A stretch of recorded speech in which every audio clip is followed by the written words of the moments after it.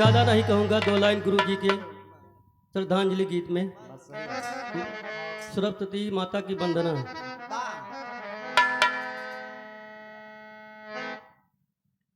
अरे कहिया लेबू हमारी खबरिया हो हे जननी, जो ही रहिया तोहार।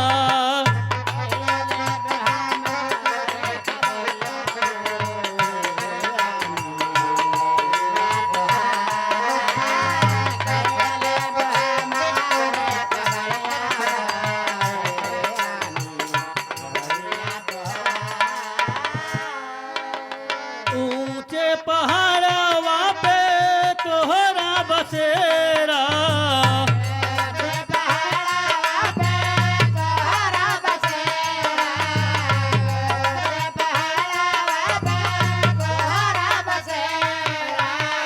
गोदिया में तोहरे भगतवन का डेरा।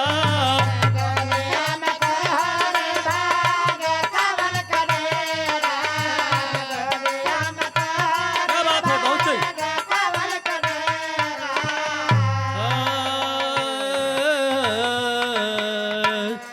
कहिया लेबू हमारी खबरिया हो हे जननी, रोही रहिया तोहार।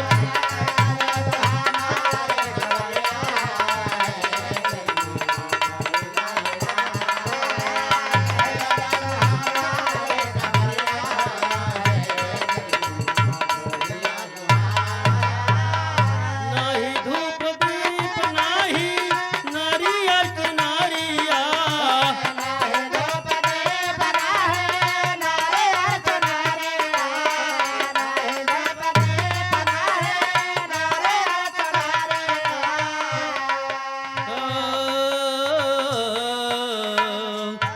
और क्या कहा दो भक्त।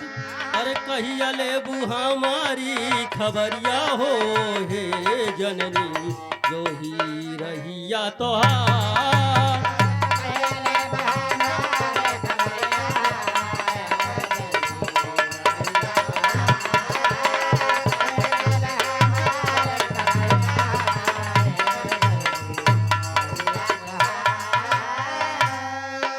हाँ, सुरलोकवासी रामधार भैल स्वर्गवासी।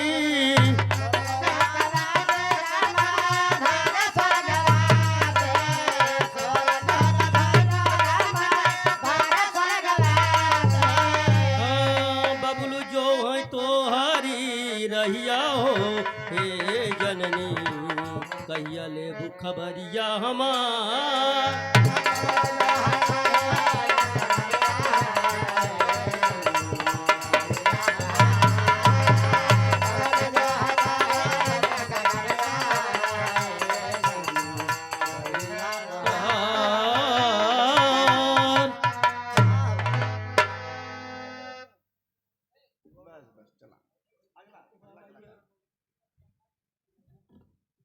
हाँ, बड़ी सुंदर प्रस्तुति श्री बबलू दीवाना जी के बुखार बिंदुओं से। साथियों, हमारे बीच में आज के अतिथि के रूप में भी गरिमामय प्रस्तुति अखिल भारतीय यदुवंशी महासभा के प्रदेश अध्यक्ष श्री प्रवीण यादव जी का आगमन हो चुका है। हम चाहते हैं कि आप आएं और आप वीआईपी दीर्घा में स्थान ग्रहण करें। श्री प्रवीण यादव जी।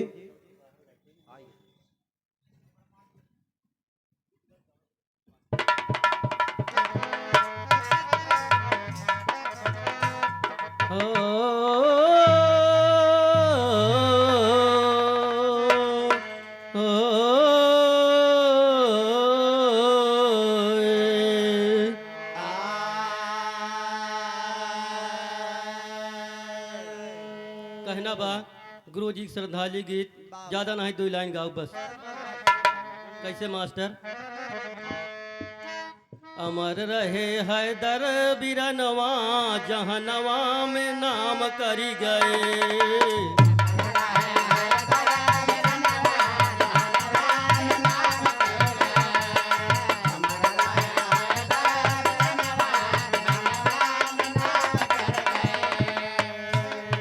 सरस्वती माई के रहले पुजारी,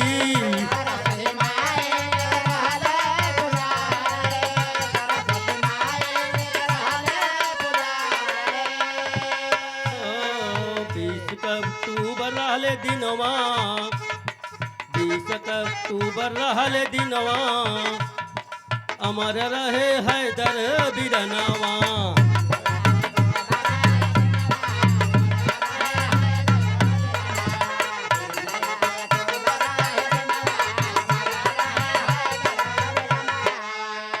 झूम झूम गावई हो गितिया हो गावई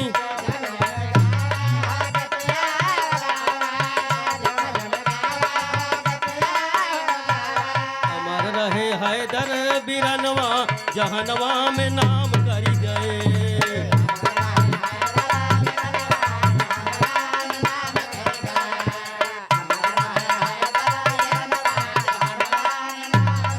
जहनवा में नाम करी गए।